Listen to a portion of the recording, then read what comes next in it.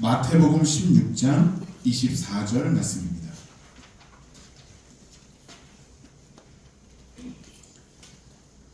신약성경 28쪽에 기록되어 있습니다. 마태복음 16장 24절 말씀입니다. 함께 한 목소리로 봉독합니다.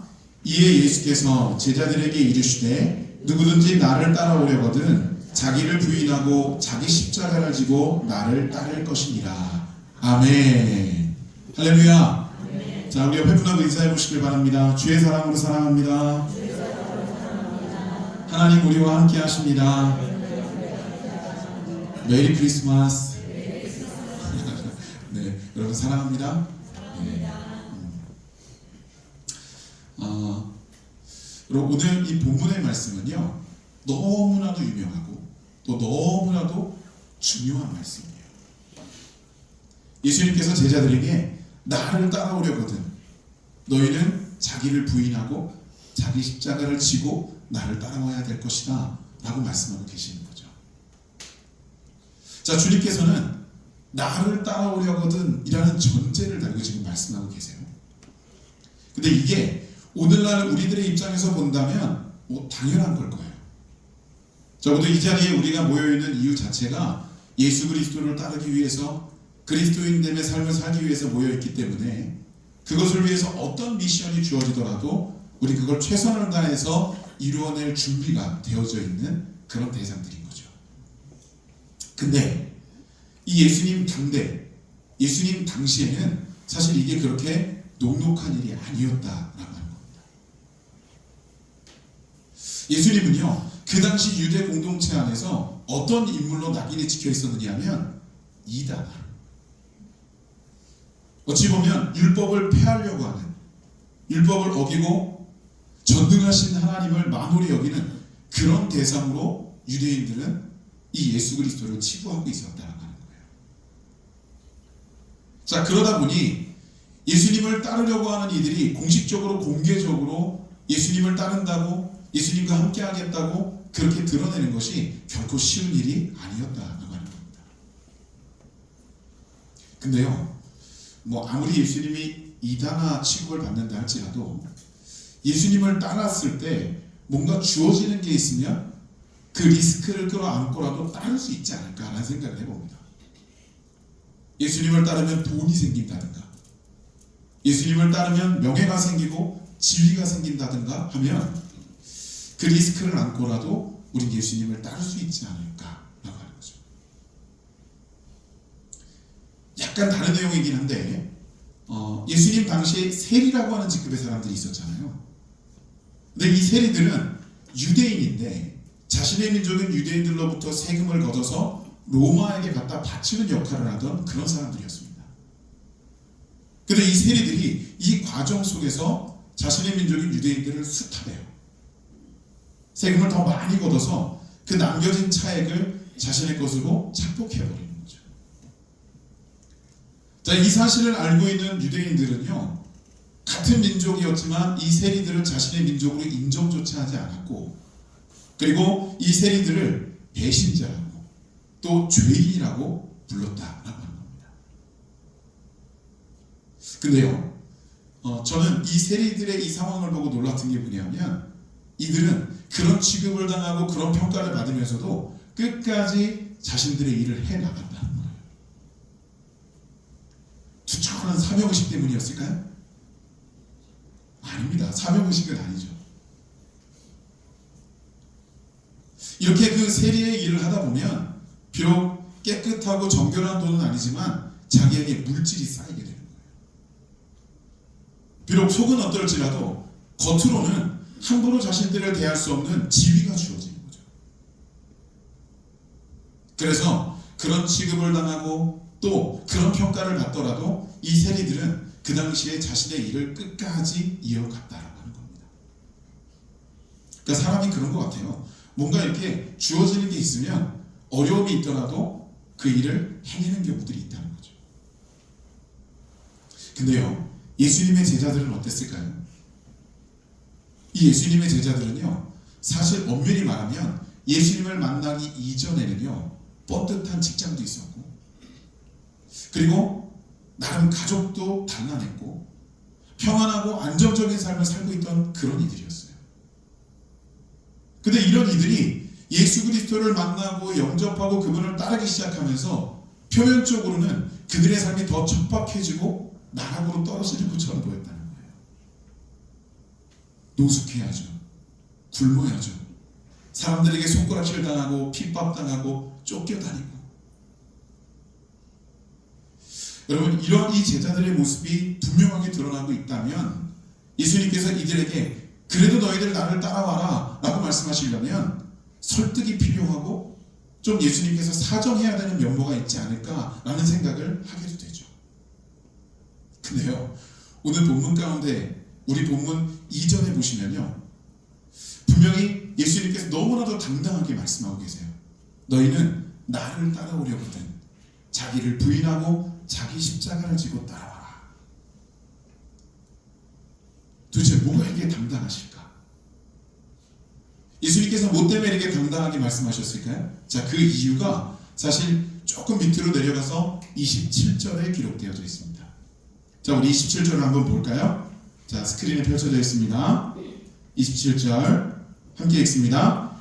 인자가 아버지의 영광으로 그 천사들과 함께 오리니 그때 각 사람이 행한 대로 갚으리라. 아멘. 네, 조금 다르게 떠 있었나요?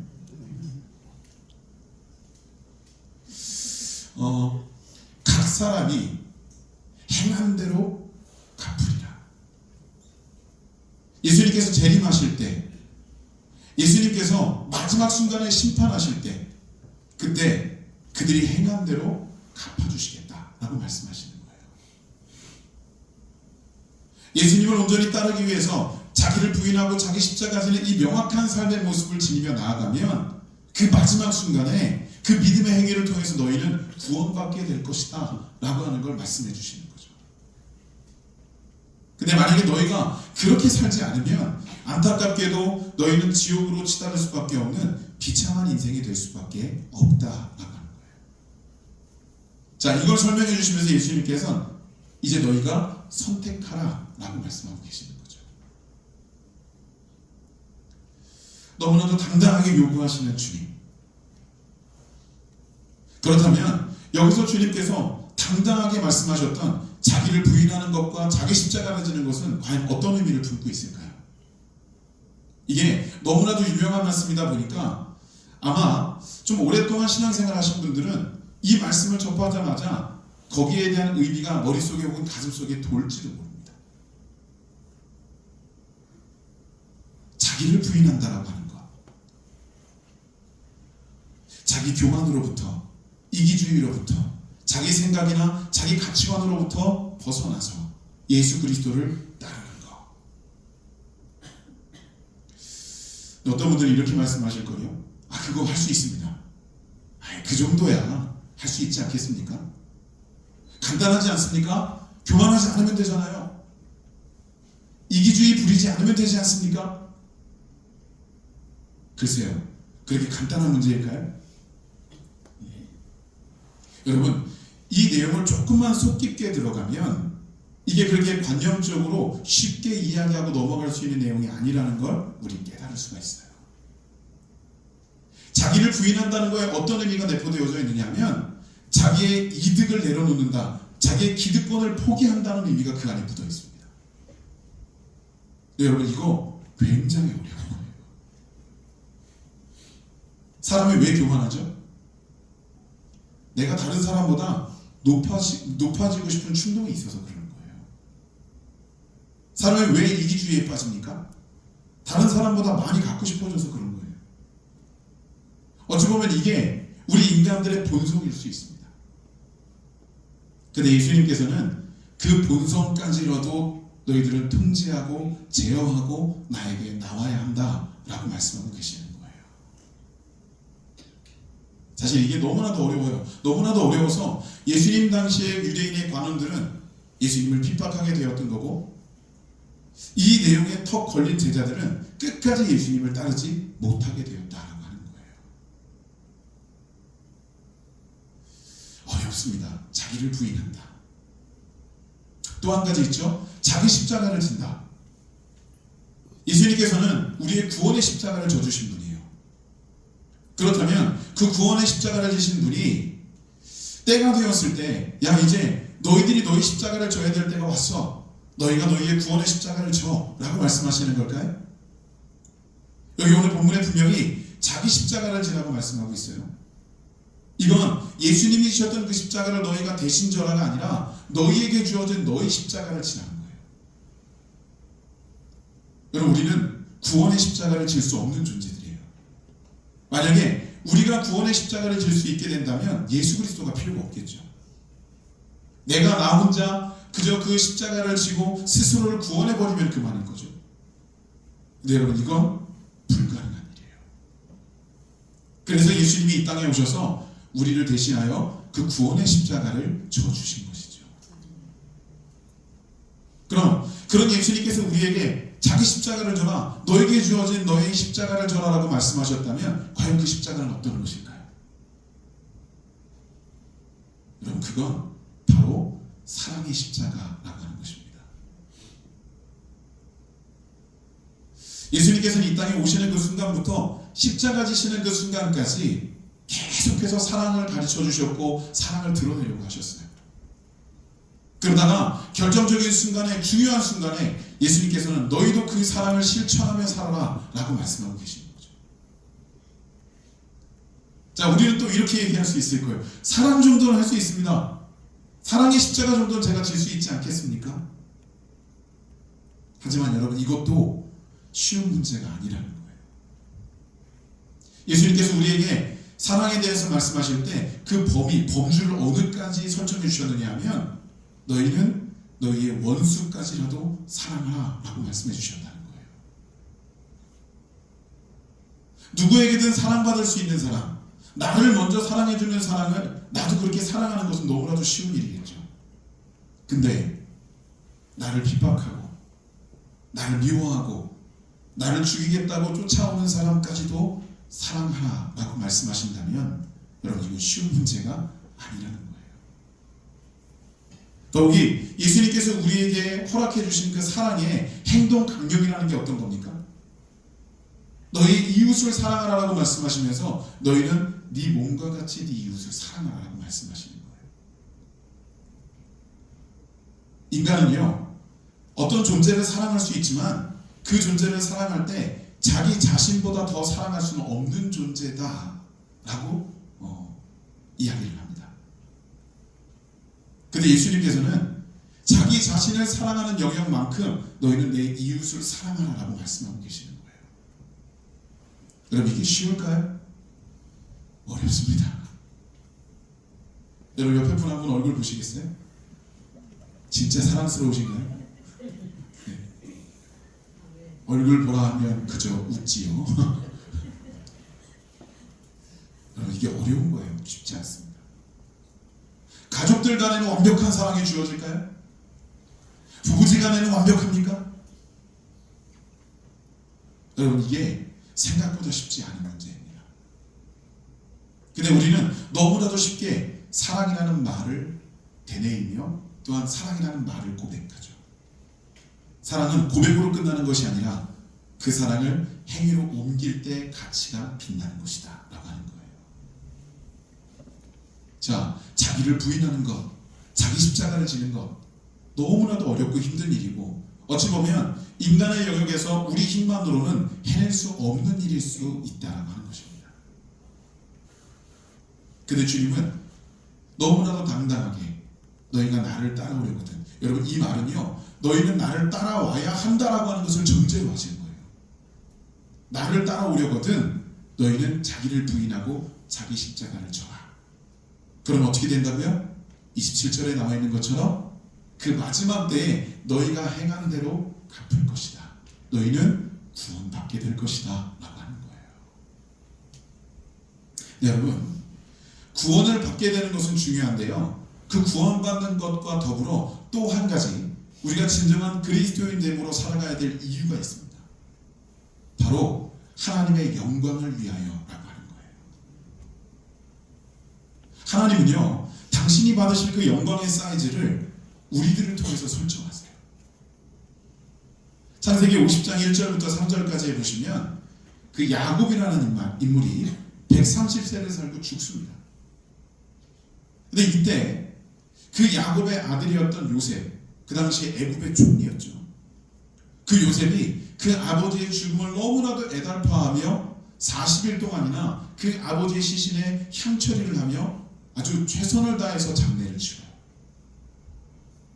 근데 이때 창세기 50장 3절에 보시면 어떤 내용이 나오냐면 애굽 사람들이 야곱의 죽음으로 인하여 70일 동안이나 애곡하였더라, 이렇게 기록하고 있어요. 야곱이 애굽 사람들에게 그만큼 명망 있는 사람이었을까요? 사실 그렇진 않았어요. 야곱은 그저 중간에 애굽으로 이주해 들어왔던 이방인에 불과했다는 거예요.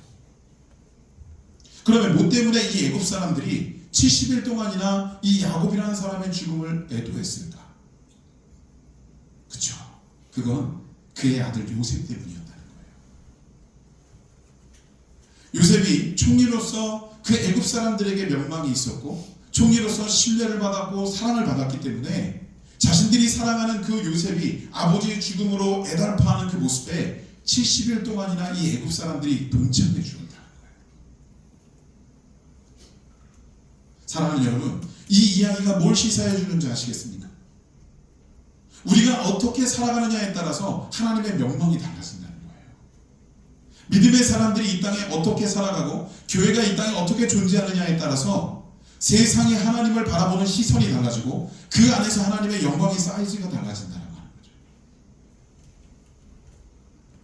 사랑하는 여러분, 우리는 그렇기 때문에 우리가 구원받는 것은 물론이고 하나님의 영광을 위하여 우리는 예수 그리스도를 따라 살아가는 삶을 명확하게 살아내야 된다고 하는 거예요.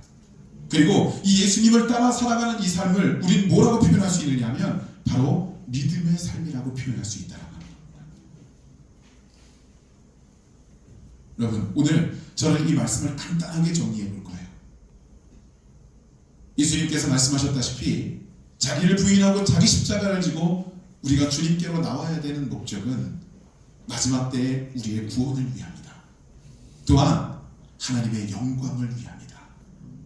그렇다면 우리 영등포의 모든 가족들은 오늘 이 시간 이 말씀을 접한 이후부터 우리들의 신앙의 삶이 하나님 앞에, 예수님 앞에 철저하게 구별되어 나오는 삶으로 나오지 않을 이유가 없다는 거예요. 여러분, 저와 함께 그 예수 그리스도의 온전한 삶으로 도전해 보시지 않겠습니까? 이제 이번 주간에 목요일이 되면 우리 성탄절을 맞이하게 되는데, 여러분, 그 성탄의 때에 우리가 가장 해야 되는 것이 뭐냐면 기뻐하고 즐거워하고 나누고 다 좋습니다. 그런데 진정으로 예수 그리스도께서 이 땅에 오셔서 우리에게 이루신 일이 무엇인지를 기억하고, 그렇기 때문에 우리가 그 주님을 따라야 된다라고 하는 것에 대한 명확한 당위성을 드러내며 그분 앞으로 나아가는 삶으로 우리가 헌신하는 것, 이것이 성탄의 때에 우리 성도들이 해야 될 명확한 삶의 모습이어야 한다는 거예요. 여러분, 오늘 이 시간 이후에 우리의 삶이 그 하나님을 바라보고 주님 앞으로 나아가는, 우리의 구원과 하나님의 영광을 위해 나아가는 신실한 예수 그리스도를 따라 살아가는 삶으로 도전해 나갈 수 있기를 간절히 축복합니다. 아멘. 기도하시겠습니다. 거룩하신 하나님, 감사합니다. 이 시간에도 우리는 주님께서 우리들에게 이루신 일을 말씀으로 함께 나누며 또한 깨닫습니다. 우리를 위해 이 땅에 오셔서 십자가 지셨고 우리를 구원으로 이끌어 주신 예수님, 주님께서 제자들에게 주님을 따라오라고, 그러기 위해서 자신을 부인하고 자기 십자가를 지고 따라오라고 말씀하셨던 이 내용이 오늘 이 시간 우리들에게도 심령 깊이 뿌리 내려져서 신실하게 이 삶을 살아내므로 하나님의 거룩한 백성의 삶을 온전히 드러낼 수 있도록 인도하여 주시옵소서. 하나님의 거룩한 영광을 위하여, 또한 구원받은 백성의 삶을 위하여 온전히 도전해 나가는 우리 모두가 될 수 있도록 인도하여 주시옵소서. 모든 것 주님께 맡겨드리며 감사드리며 예수님의 이름으로 기도드렸습니다. 아멘.